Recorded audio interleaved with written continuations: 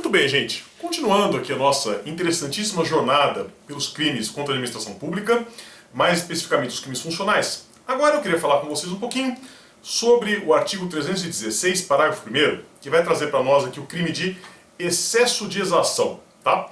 Então acho que exação é um termo com o qual a maioria de vocês não deve estar ainda familiarizado, né? Não, uma palavra que a gente usa muito. Então exação, gente, normalmente, né, a gente pode traduzir por arrecadação, por cobrança tributária, alguma coisa assim, né? Em alguns dicionários também a gente encontra às vezes exação como sendo sinônimo de correção. Então excesso de exação seria um excesso de correção, né?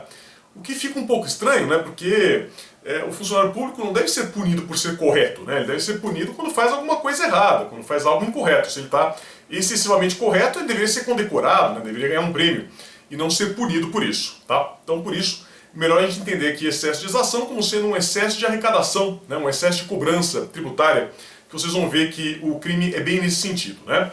Porque o que vai dizer aqui o tipo penal para nós, gente? Ele vai falar o seguinte, ó, que é a conduta do funcionário que exige tributo ou contribuição social que sabe ou deveria saber indevido. Ou seja, o funcionário vai lá e cobra um imposto que não é devido, que já foi pago, né? Enfim, está fazendo uma coisa errada, não é um excesso de correção, né? Tem aqui um comportamento inadequado do funcionário que está cobrando uma coisa que não deveria cobrar, né? Acho que essa é a primeira questão, né? Então, portanto, não é um excesso de correção, né? Temos aqui coisas erradas acontecendo, né? Esse é o primeiro comentário que a gente precisa fazer.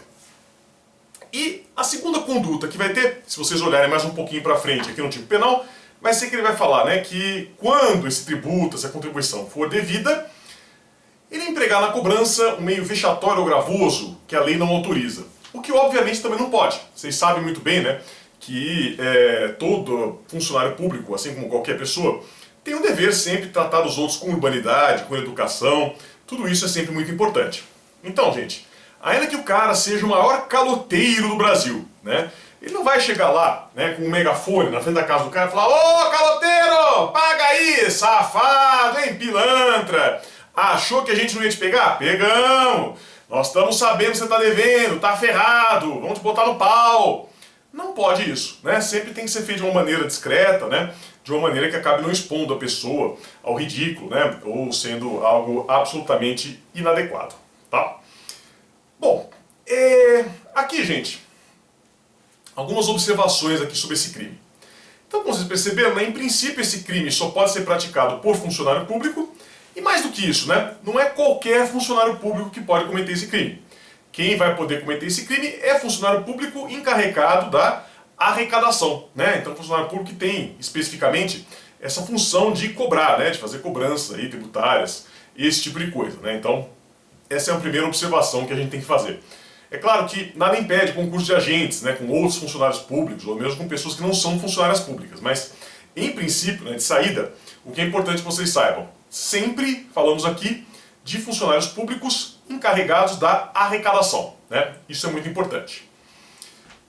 Não temos aqui violência física, tá? Então observem que o tipo penal não fala em momento algum em violência física, ele fala de uma exigência indevida, então o que vai acontecer quando você exige lá um valor que não precisa ser recolhido, e fala também, né, de um meio vexatório, mas não fala de violência física. Então nós estamos falando aqui da situação, né, do cara que vai lá e bate no contribuinte até ele pagar, né? Porque se for isso, aí já vai ser crime mais grave, né? A gente pode ter, por exemplo, crime de extorsão, no 58 do Código Penal, é uma possibilidade que pode aparecer aqui.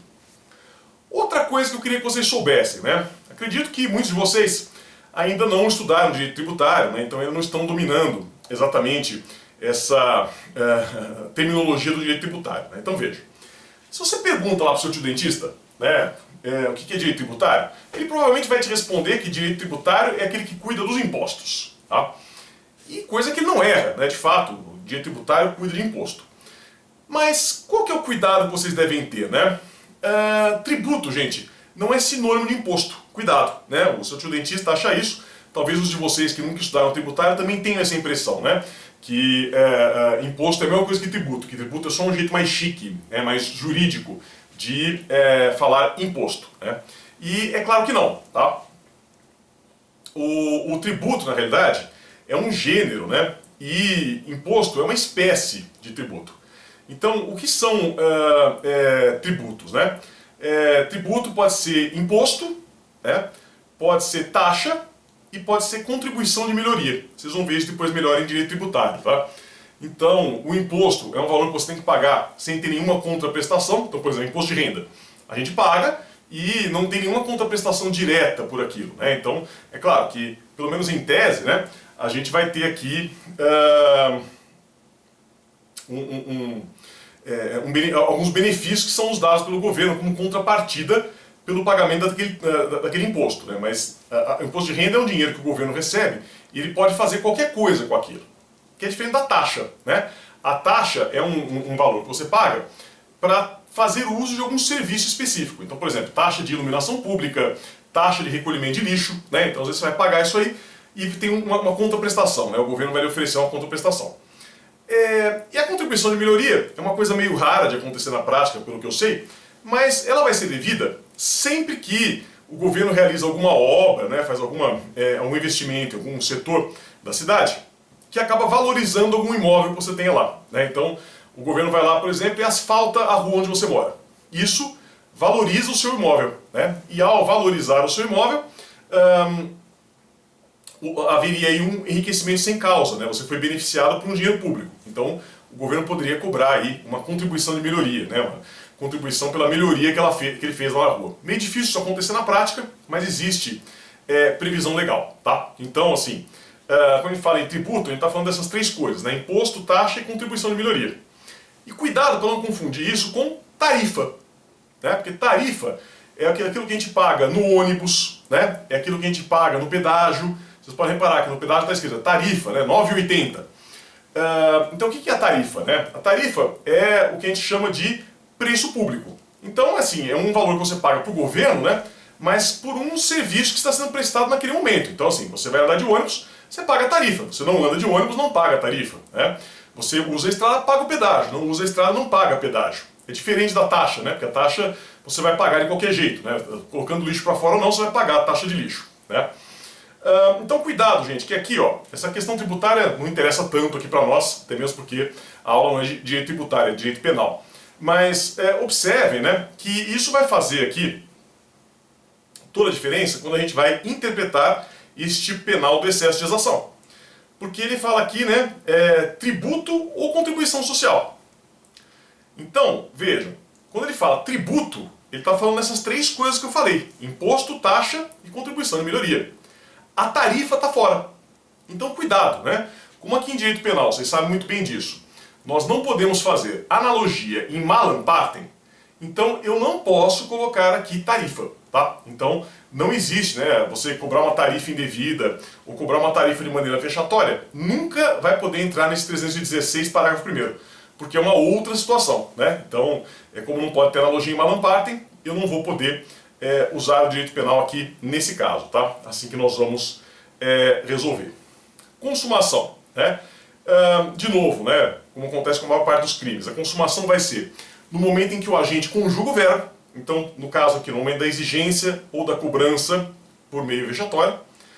Não precisa chegar a receber nada, tá? Observem isso, aqui a gente tem um crime que é formal, então ele receber ou não aquele valor que está sendo cobrado é irrelevante, o importante é que ele cobre algo que é indevido, né? Ou cobre algo devido, mas de maneira vexatória. E por isso não é tão fácil você ter a tentativa. Muito embora dê, né, gente? É aquela história que vocês já conhecem. Então quem é meu aluno aqui há mais tempo já sabe até o que eu vou falar. Quando a gente quer ter certeza se algum crime tem tentativa ou não, vamos usar aquele exemplo batidíssimo, né, que todo professor de penal usa, da carta extraviada. Então vamos ver se, pensando na hipótese da carta extraviada, a gente consegue imaginar uma situação de tentativa desse crime. Se tem, então o crime tem tentativa. E aqui vai ser mais ou menos isso, né? É meio difícil, porque esse crime, na prática, ele é praticado verbalmente, mas não tem absolutamente nada que impeça que esse crime seja praticado de maneira por escrita, né? E aí você pode ter o extravio, né? Você pode ter, eventualmente, aí, a tentativa, né? Dentro dessa modalidade absolutamente teórica, tá? Notem vocês que esse crime não tem modalidade culposa, tá? Aqui é um crime doloso. Mas observem também que está escrito lá no tipo penal, ó, vou ler para vocês. Se o funcionário exige tributo ou contribuição social que sabe ou deveria saber indevido. Então, vocês aí que já estão acostumados a fazer aquela leitura clínica, né, penalística do tipo, vocês já entenderam, né? Quando ele fala que sabe, esse que sabe significa dolo eventual. E quando ele fala que deveria saber, ele está falando, aliás, perdão, falei errado, ele fala que sabe, ele está dizendo dolo direto, tá? Dolo direto, sabe, dolo direto, ele sabe, né? E o deveria saber é dolo eventual, tá? Não é culpa, é dolo eventual. Então observem que, muito embora não tenha modalidade culposa aqui, não tem absolutamente nada que impeça que eu tenha aqui um dolo eventual, tá? E por fim, aqui no parágrafo 2º, a gente tem uma forma qualificada que vai ser o caso do funcionário que desvia em proveito próprio ou alheio o que recebeu indevidamente, né, nessa cobrança aí indevida, tá? Então assim, porque gente, só você cobrar uma coisa que não é devida, né, só você cobrar alguma coisa de maneira vexatória, como nós vimos, já é crime, tá? Só isso já é crime. Então ainda que o funcionário público dê o dinheiro para o erário, né, que mande para os cofres públicos aquele dinheiro, ele já está cometendo crime porque ele está fazendo errado. Agora, se além disso, né, o que acaba sendo comum na prática, o funcionário se aproveita para embolsar aquele dinheiro, né, então ele fala, bom, já que eu já cobrei aqui errado mesmo, né, deixa eu aproveitar e tirar uma casquinha, ter um lucrinho, né, vou ficar com isso aqui para mim. Aí ele vai pegar essa pena aqui ainda maior, tá? E nesse caso a consumação vai ser com desvio, né, não é com a exigência, consumação com desvio, que não precisa ser integral, ainda que seja parcial, está consumado. E aí a gente consegue pensar facilmente numa situação de tentativa, né, porque a pessoa pode tentar desviar e não conseguir por razões alheias à sua vontade. Tá certo? É isso. Não perca no próximo vídeo o crime de prevaricação, nosso próximo assunto. Até lá!